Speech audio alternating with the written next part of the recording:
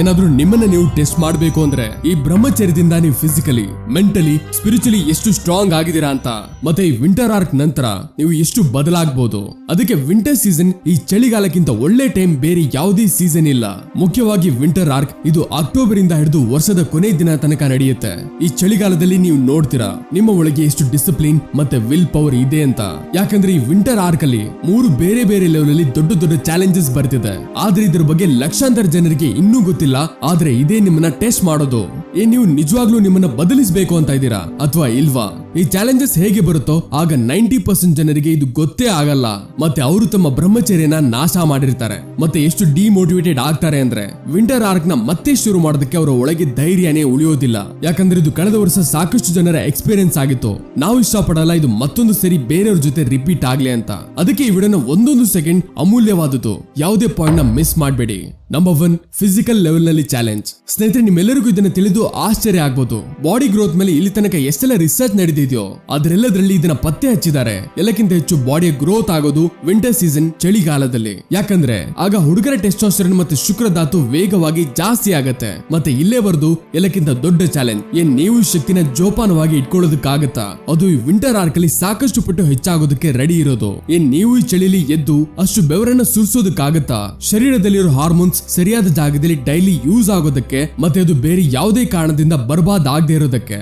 Temperature ಹೇಗೆ ಕಡಿಮೆ ಆಗುತ್ತೋ ಆಗ ಮನಸ್ಸು ಹೇಳುತ್ತೆ, ಇವತ್ತು ಸ್ನಾನ ಮಾಡ್ಬೇಡ, ಇವತ್ತು ಬೆಡ್ಶೀಟ್ ಹೊತ್ಕೊಂಡು ಮಲಗಿರೋದು ದಿನವಿಡಿ, ಟೀ ಕುಡಿ 2-3 ಕಪ್, ಏನಾದ್ರೂ ಸ್ಪೈಸಿ ಮಸಾಲೆ ಇರೋದನ್ನ ತಿನ್ನು ಹೊರಗಿರೋದು. ಇದೇ ರೀತಿಯ ಸಾಕಷ್ಟು ಆಸೆಗಳಿರುತ್ತೆ ಮೈಂಡ್. ಇದೇ ಚಾಲೆಂಜ್ ಇರುತ್ತೆ.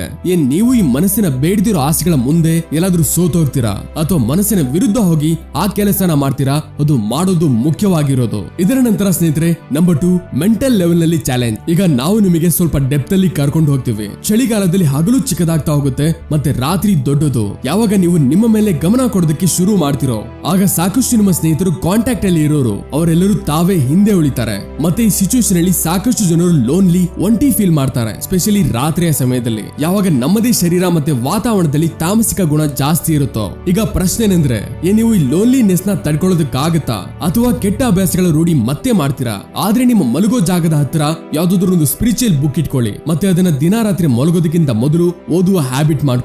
ನಮ್ಮ ಉದ್ದೇಶ ಏನಂದ್ರೆ ಈ ಒಂಟಿತನನ ನಮ್ಮ ಶಕ್ತಿ ಮಾಡ್ಕೊಳ್ಳೋದು. ಮತ್ತೆ ಸ್ನೇಹಿತರೆ, ನಿಮ್ಮಲ್ಲಿ ಸಾಕಷ್ಟು ಜನರಿಗೆ ಬಹುಶಃ ಗೊತ್ತಿಲ್ಲ, ವಿಂಟರ್ ಆರ್ಕ್ ಮೇಲೆ ಡೀಟೇಲ್ ವಿಡಿಯೋ ಅಪ್ಲೋಡ್ ಆಗಿದೆ ಮೊದಲೇ. ನಂತರ ಹೋಗಿ ನೋಡಿ, ಲಿಂಕ್ ಕಮೆಂಟ್ ಸೆಕ್ಷನ್ ಅಲ್ಲಿ ಕೊಟ್ಟಿದ್ದೀನಿ. ಮತ್ತೆ ನಂಬರ್ 3, ಸ್ಪಿರಿಚುವಲ್ ಲೆವೆಲ್ ನಲ್ಲಿ ಚಾಲೆಂಜ್. ನಾವು ಈ ವಿಷಯದ ಬಗ್ಗೆ ತುಂಬಾ ಸೂಕ್ಷ್ಮವಾಗಿ ಅರ್ಥ ಮಾಡ್ಕೊಂಡ್ವಿ. ಇವತ್ತಿಂದ ಸಾವಿರಾರು ವರ್ಷಗಳ ಹಿಂದೆ ಯಾರಾದ್ರೂ ಋಷಿ ಕಾಡಿನಲ್ಲಿ ತಪಸ್ಸನ್ನ ಮಾಡಿದ್ರು. ಆಗ ಅವರ ಧ್ಯಾನ, ಅವರ ಸಾಧನೆಯನ್ನ ಭಂಗ ಮಾಡೋದಕ್ಕೆ, ಅವರ ಗಮನನ ಕೆಡಿಸೋದಕ್ಕೆ ಕೆಲವು ನಕಾರಾತ್ಮಕ ಶಕ್ತಿಗಳು ಬರ್ತಿತ್ತು. ಇವರನ್ನ ನಾವು ಎನರ್ಜಿ ಡ್ರೈನರ್ಸ್ ಕರಿತೀವಿ. ಈಗ ನೋಡಿ, ನೀವಂತೂ ಬ್ರಹ್ಮಚರ್ಯ ವಿಂಟರ್ ಆರ್ಕ್ ಚಾಲೆಂಜ್ ನ ಶುರು ಮಾಡ್ಬಿಡ್ತೀರಾ. ಆದ್ರೆ ಮ್ಯಾಕ್ಸಿಮಮ್ ಜನರಂತೂ ಬರ್ಬಾದ್ ಆಗೋ ದಾರಿಲೇ ಬಾಳ್ತಿದ್ದಾರೆ. ಮತ್ತೆ ಇದೇ ರೀತಿ ಬದುಕ್ತಿರ್ತಾರೆ ಕೂಡ. ಅವ್ರಿಗನ್ಸುತ್ತೆ ಇದೇ ಜೀವನ ಅಂತ. ಅವರು ಈ ವಾತಾವರಣದಲ್ಲಿ ಕೆಟ್ಟ ಮಾತುಗಳನ್ನ ಆಡ್ತಾರೆ, ಕೆಟ್ಟ ಹವ್ಯಾಸಗಳನ್ನ ಫಾಲೋ ಮಾಡಬಹುದು. ಅದಕ್ಕೆ ರೆಡಿ ಆಗಿರಿ ಈ ಚಾಲೆಂಜ್ಗೆ. ಕೆಟ್ಟ ಅಭ್ಯಾಸಗಳನ್ನ ಹೇಗೆ ಬಿಡೋದು ಅದರ ಮೇಲೆ ವಿಡಿಯೋ ಮಾಡ್ತೀನಿ, ಬೇಕಿದ್ರೆ ಹೋಗಿ ನೋಡಿ. ನಿಮ್ಮ ಮುಂದೆನೂ ಈ ಎನರ್ಜಿ ಡ್ರೈನರ್ಸ್ ಬರ್ಬೋದು. ಅವರು ಇದನ್ನ ಬಯಸ್ತಾರೆ, ನೀವು ಈಶ್ವರನ ದಾರಿಲಿ ನಡೀಬಾರ್ದು, ಅದರ ಉಲ್ಟಾ ನಡೀಲಿ ಅಂತ. ಈ ಎನರ್ಜಿ ಡ್ರೈನರ್ಸ್ ತಮ್ಮ ದೇಹ ತೋರಿಸೋರಾಗಿರ್ಬೋದು ಅಥವಾ ಆ ಸ್ನೇಹಿತರು ಅವರು ಆಕ್ಚುಲಿ ನಿಮ್ಮ ಫ್ರೆಂಡ್ಸ್ ಅಲ್ಲ. ಮತ್ತೆ ನಿಮ್ಮನ್ನ ರಸ್ತೆ ತಪ್ಪಿಸುವ ಪೂರ್ತಿ ಪ್ರಯತ್ನ ಮಾಡ್ತಿರ್ತಾರೆ. ಅದಕ್ಕೆ ಅವರ ಉದ್ದೇಶನ ಪೂರ್ತಿ ಆಗೋದಕ್ಕೆ ಕೊಡಬೇಡಿ, ಮತ್ತೆ ಆಗ ನೀವೇ ಗೆಲ್ತೀರಾ. ಇದು ನಿಮ್ಮ ಕನೆಕ್ಷನ್ ಏನಿದೆ ನಿಮ್ಮ ದೇವರ ಜೊತೆ, ಅದನ್ನ ಹಾಗೆ ಇಡಿ. ಆಗ ನೋಡಿ ನಿಮ್ಮ ಜೀವನ ಹೇಗೆ ಬದಲಾಗುತ್ತೆ. ಸ್ನೇಹಿತರೆ, ಯಾರು ನಿಮ್ಮಲ್ಲಿ ಫಾಲೋ ಮಾಡ್ತಿರೋ ಅವರು ವಿಡಿಯೋನ ಲೈಕ್ ಮಾಡಿ, ಕಮೆಂಟ್ಸ್ ಅಲ್ಲಿ ಐ ಆಮ್ ರೆಡಿ ಅಂತ ಬರೀರಿ. ಸ್ನೇಹಿತರೆ, ಇವತ್ತು ನಾನು ನಿಮಗೆ ಬ್ರಹ್ಮಚರ್ಯ ವಿಂಟರ್ ಆರ್ಕ್ ಬಗ್ಗೆ 10 ರೀತಿ ರೂಲ್ಸ್ ಹೇಳ್ತಿದ್ದೀನಿ. ಇದನ್ನ ನೀವು ಅಳವಡಿಸಿಕೊಂಡ್ರೆ ಜಗತ್ತೇ ನಿಮ್ಮ ಮುಂದೆ ಬಾಗುತ್ತೆ. ಯಾವುದನ್ನ ಯೋಚನೆ ಕೂಡ ಮಾಡಿರ್ಲಿಲ್ವೋ ಅದು ಆಗುತ್ತೆ ಯಾವುದೇ ಸಂದರ್ಭದಲ್ಲೂ. ಎಲ್ಲಕ್ಕಿಂತ ಮೊದಲು ಈ ಭ್ರಮೆನ ತೆಗಿರಿ. ವಿಂಟರ್ ಆರ್ಕ್ ಕೇವಲ ನಿಮ್ಮ ಬಾಡಿನ ಪವರ್ಫುಲ್ ಮಾಡೋದಕ್ಕೆ ಇದೆ ಅಂತ ಅಲ್ಲ, ಬದಲಿಗೆ ನಿಮ್ಮ ಪರ್ಸನಾಲಿಟಿನೂ ಕೂಡ ಯಾವ ರೀತಿ ಪವರ್ಫುಲ್ ಮಾಡ್ಬೇಕಂದ್ರೆ ಪ್ರತಿಯೊಬ್ಬರು ನಿಮ್ಮ ರೆಸ್ಪೆಕ್ಟ್ ಮಾಡೋ ತರ, ನಿಮ್ಮ ವ್ಯಾಲ್ಯೂ ತುಂಬಾ ಪಟ್ಟು ಹೆಚ್ಚಾಗೋ ತರ. ಎಲ್ಲಾದ್ರೂ ಹೋಗಿ ನಿಮ್ಮ ಉಪಸ್ಥಿತಿ ಈ ರೀತಿ ಇರಬೇಕು, ಅದು ಜನರಲ್ಲಿ ಒಂದು ಆಳವಾದ ಗುರುತು ಬಿಡೋ ತರ. ಅವರು ಇಷ್ಟಪಟ್ಟರು ನಿಮ್ಮನ್ನ ಇಗ್ನೋರ್ ಮಾಡಕ್ ಆಗ್ಬಾರ್ದು. ಜಗತ್ತಿನ 90% ಜನರು ಈ ರೂಲ್ ನ ಫಾಲೋ ಮಾಡೋದಕ್ಕಾಗಲ್ಲ. ಅದು ಅಷ್ಟೊಂದು ಕಷ್ಟ ಇದೆ. ಮತ್ತೆ ಅದಕ್ಕೆ ನಿಮ್ಮ ಹತ್ರ ಡಬಲ್ ಅಡ್ವಾಂಟೇಜ್ ಇದೆ ಈ ಗುಂಪಿಂದ ಹೊರಗೆ ಬರೋದಕ್ಕೆ ಈ ವಿಂಟರ್ ಆರ್ಕ್ ಅಲ್ಲಿ. ಅದಕ್ಕೆ ಸ್ನೇಹಿತರೆ ಶುರು ಮಾಡೋಣ. ರೂಲ್ ನಂಬರ್ 1 ಇಂದ ಸೆಲ್ಫ್ ಕಂಟ್ರೋಲ್. ಇವತ್ತಿಂದ ಒಂದು ರೂಲ್ ಮಾಡ್ಕೊಳ್ಳಿ, ನಾನು ಏನೇ ಹೇಳಿದ್ರು ಅದರಲ್ಲಿ ಒಂದು ಪರ್ಪಸ್, ಉದ್ದೇಶ ಇರಬೇಕು. ಯೋಚನೆ ಮಾಡಿ ಹೇಳ್ತೀನಿ ಅಂತ. ಯಾವಾಗ ನೀವು ತುಂಬಾ ಹೆಚ್ಚು ಇನ್ಫಾರ್ಮೇಶನ್ ತಗೊಂಡು ಅದ್ರ ಬಗ್ಗೆ ಯಾವಾಗ ನೀವು ಹೇಳ್ತಿರೋ ಆಗ ನೀವು ಹೇಳಿರೋ ಒಂದೊಂದು ಶಬ್ದದ ತೂಕ, ಅದರ ವ್ಯಾಲ್ಯೂ ಸಾಕಷ್ಟು ಪಟ್ಟು ಹೆಚ್ಚಾಗುತ್ತೆ. ರೂಲ್ ನಂಬರ್ ನಂಬರ್ 2, ನಿಮ್ಮ ಅಜ್ಞಾನತೆಯ ಬಗ್ಗೆ ಗೊತ್ತಿರೋದು. ಮೂರ್ಖ ಜನರಿಗೆ ಅನ್ಸುತ್ತೆ ಅವರು ಎಲ್ಲವನ್ನ ತಿಳ್ಕೊಂಡು ಕೂತಿದ್ದಾರೆ ಅಂತ. ಆದ್ರೆ ಒಬ್ಬ ಬುದ್ಧಿವಂತ ವ್ಯಕ್ತಿಗೆ ಗೊತ್ತು ಅವನಿಗೆ ಯಾವ ಯಾವ ವಿಷಯಗಳ ಬಗ್ಗೆ ಗೊತ್ತಿಲ್ಲ.